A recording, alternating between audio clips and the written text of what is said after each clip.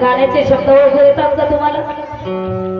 राजरत्न बन भीमाचा राजरत्न बन, उपकार फेडायला कर जिवंत मन. मन मन म्हणजे हे उपकार फेडायला कर जिवंत मन, मग राजरत्न बन भीमाचा राजरत्न बन. बाबासाहेबांनी आपल्यासाठी 4 लेकरं मातीत गाडली. बाबासाहेबाचा राजरत्न नावाचा मुलगा ज्यावेळेस मरून जातो त्यावेळेस दुसऱ्या दिवशी बाबासाहेबांना परदेशामध्ये जायचं असतं आणि तेव्हा बाबासाहेब आपली जाण्याची तयारी करतात. बाबासाहेबांचे मोठे भाऊ बाळाराम बाबासाहेबांना म्हणतात, बाबासाहेब भीमराव तू कुठं निघाला आहेस? तेव्हा बाबासाहेब म्हणतात, दादा मला जाणं फार गरजेचं आहे, मी जायलाच पाहिजे. बाळाराम म्हणतो, अरे आपल्या घरात एवढं मोठं दुःख झालं आणि आज तू निघालास.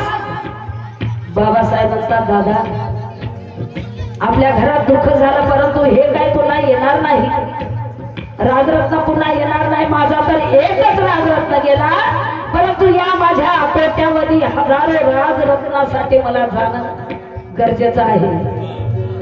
उद्या या राजरत्नाला, या माझ्या राजरत्नासारखी उघड जाण्याची वेळ येऊ नये, त्यासाठी मला जाणं फार गरजेचं आहे आणि त्यासाठी माझा लढा आहे. आणि म्हणून बाबासाहेब, बाबा आम्ही किती महान आहोत, आम्ही किती भाग्यवान आहोत की त्या महामानवाने आम्हाला राजरत्नाची उपमा दिली. आम्ही राजरत्न आहोत. हे आताचे राजरत्न फार कटिंग यायचे.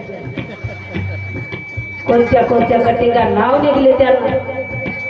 कोंबडा कट, सरड्या कट, कळती कट, हे राजरत्न आहेत. आमच्या दादाने फार सुंदरसा विषय मांडला 1 जानेवारीचा. आता ठेवलेल्या तलवारी आपल्याला काढायच्या आहेत.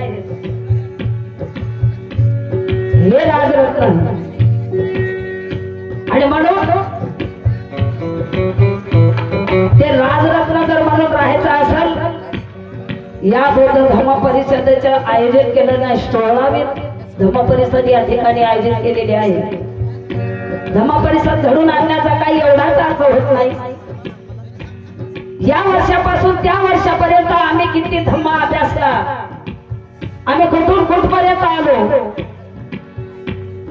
याचं गणित लावण्यासाठी धम्म परिषदेचं आयोजन असतं.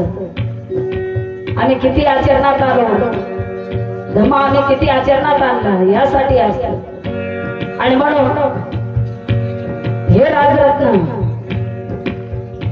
मला माहित आहे की मी कोण्या साहेबाची, मोठ्या साहेबाची आई होणार नाही, कारण 2014 पासून नोकऱ्या बंद. पण एक प्रबोधनकार, एका प्रबोधनकाराची आई होणं मला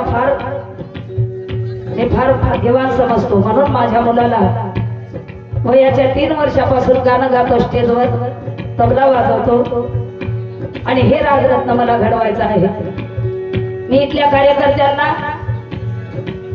फोन केला सकाळी निघताना 4 वाजता, दादा मी पुसद मधून निघालो, मी गायिका संगीता गायकवाड बोलते.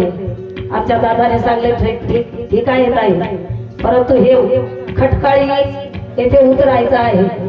5 वाजता पुसद वरून बसलो. दादा म्हणलं तिथून काहीतरी वाहन भेटतात का? ताई ते वाहन तर आताच पासून भेटत नाही, मग मी आल्यानंतर कसं होईल म्हणलं. पाहत आहे तुमच्या विचाराला, काय करायचं ते तुम्ही ठरवा. मी तिथून एकटी आलो या लेकराला घेऊन. आणि मी काय पैशासाठी आलो नाही, मला या समाजानं खूप मोठं केलेलं आहे.